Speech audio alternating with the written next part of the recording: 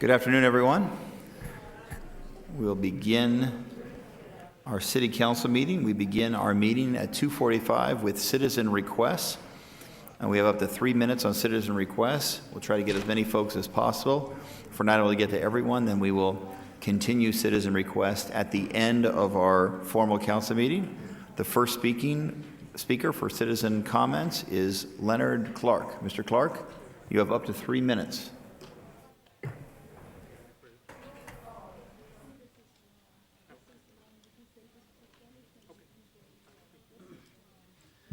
Thank you, Mayor and Council Person Thelda Williams. My name is Leonard Clark, native of Phoenix. I just wanted to report to you today what I believe are some positive developments of legislation that is coming out of the Arizona State Senate today. I'm not sure if the police chief of Phoenix was there, but many police chiefs and officers were there.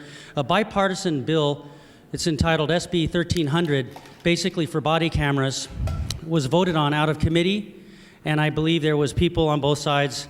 But the good thing is, both groups, people who want to have accountability, and then the officers, some of them, also believe that they're protected with body cameras. That was just voted out of committee today, and I was rather impressed with the bipartisan effort on both of Democrats and Republicans. But that affects the city of Phoenix, because I am for body cameras to protect our officers and protect our citizens. Secondly, yesterday, a bill was voted on, and it got voted out of committee unanimously also, was the old Arizona Mineralogical Museum, just right down the street, that has sadly and tragically been closed, and which also is a great attractor of tourists to the city of Phoenix and the state of Arizona for that matter, even though I am very biased towards it, because as a kid growing up, you got to go there, you see the ore being crushed.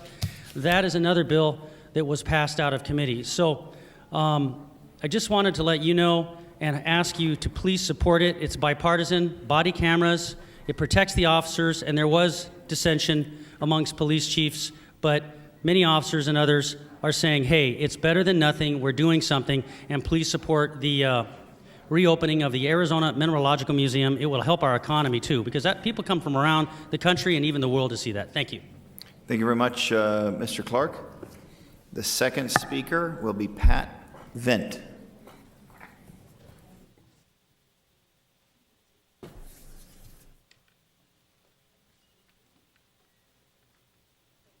Oh, he's a tall dude, isn't he? I'll have to get this down to my size. Anyway, I am Pat Vinn, and I brought the newspaper along, Arizona Republic, because they've got this thing about meetings secretly, which happens all the time in the city of Phoenix, and it said, what could go wrong? Everything can go wrong. We've got a chain of command in every city and in our country that the citizens are on top, and we should be informed about everything. And last time we was here, we talked about you had a private meeting with the auditors, and you really did. It was not listed anywhere. Diane found out about it, and now you're hiring the same auditor for 3 years. That's a disaster.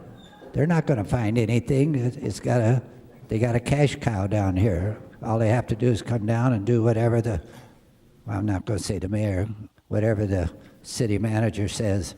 And that's another thing. Now they're making a deal with him, and the new acting police chief is now the police chief.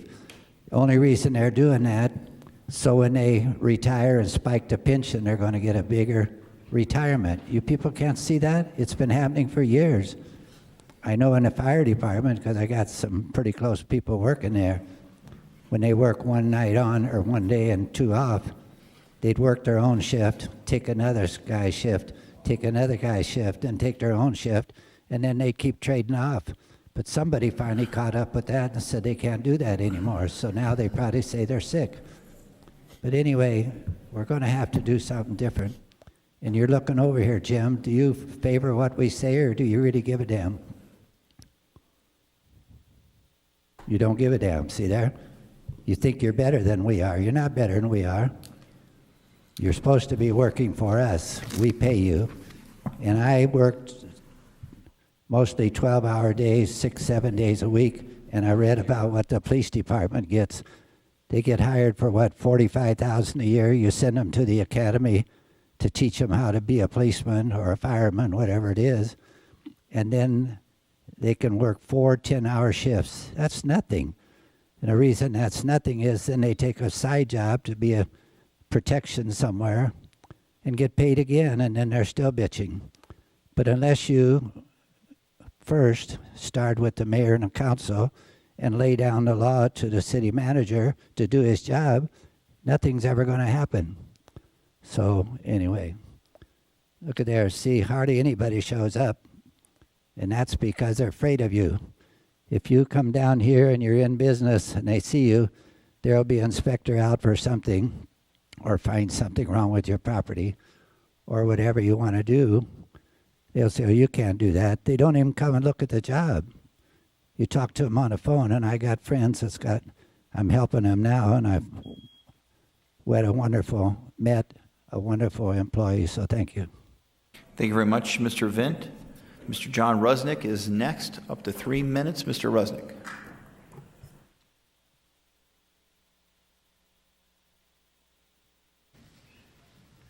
My name's John Rusnak, and I'm going to talk on dust again. After 10 years, on March the 5th, 2005, I put in a request for neighborhood services to look at this property next door to me, this driveway, which is about 100 feet long. Well, I also, last month, went to the county, who is the primary enforcer for dust.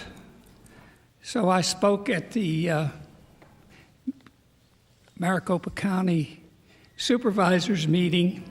Before I got home, there was a call from Valerie Bickett, 44th Street, Obunsman. I should call her an Obunswoman. But anyhow, she called me up and asked me what my problem was.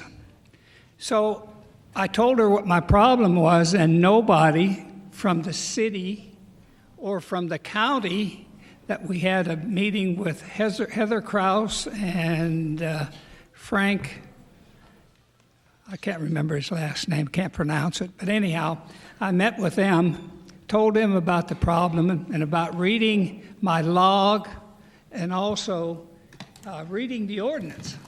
And I told them, I says, if you'll sit down and read the ordinances with me and look at my pictures, and if you can convince me that I'm wrong, I'll walk away.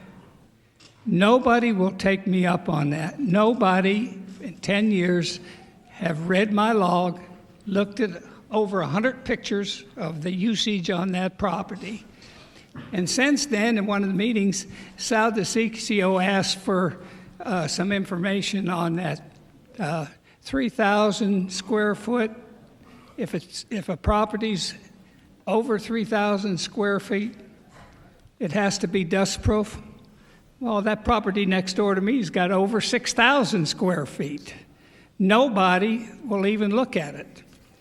And then the county said, well, we won't come on your property, or we can't go on the neighbor's property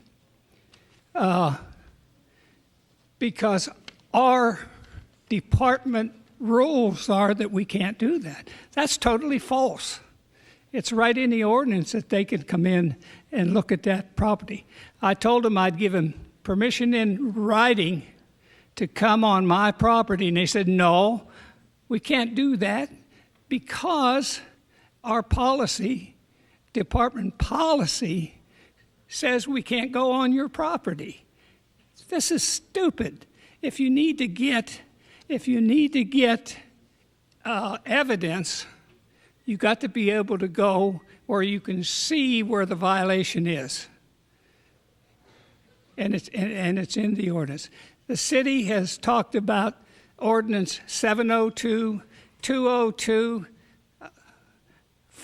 45, 136, but they don't talk about 7-39, that 39.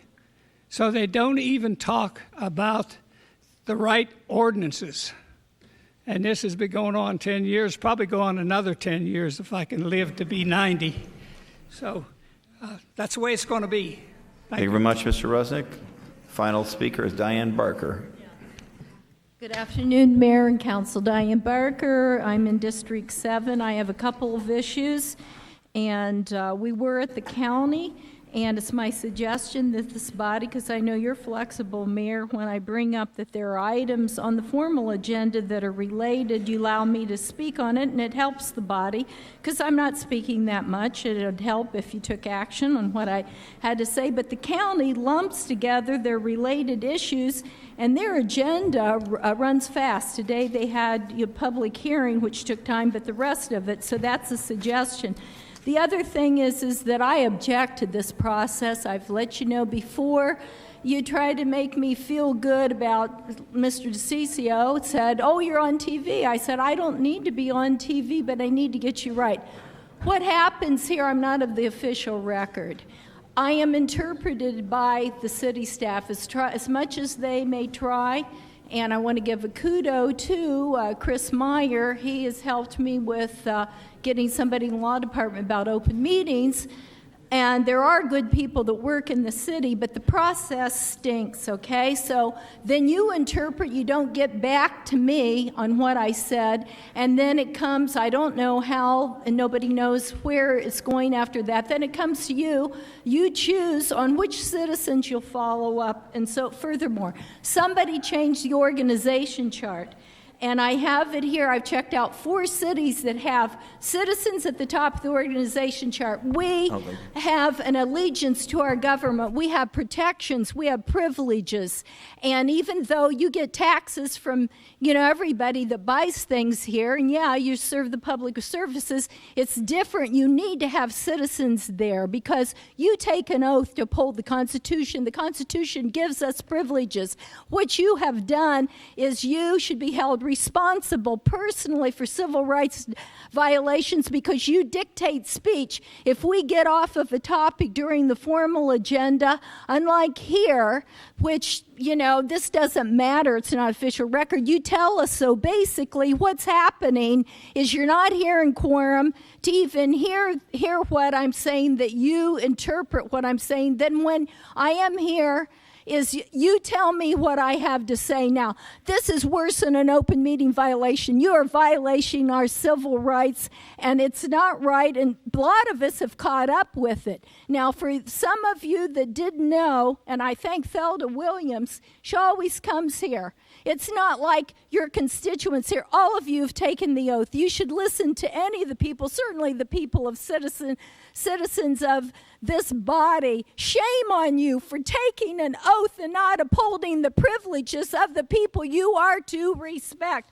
And I have here, and I'd like to see this when you put it in your record of follow-up, that this here's why does the city of Phoenix deny its citizens to speak freely on the regular formal agenda? All the other cities I've listed where the citizens are at the top, that you serve, and that they're in the part of the body of the formal agenda. And finally, shame. And I'll talk about that later. Thank you, Ms. Barker. Thanks for taking. Chris, could you grab the document from Ms. Barker, please? Okay. Thank you very much, Ms. Barker. It's after 3 p.m., so we'll begin our city council meeting for today, our formal city council meeting, as well as our assisted housing and governing board.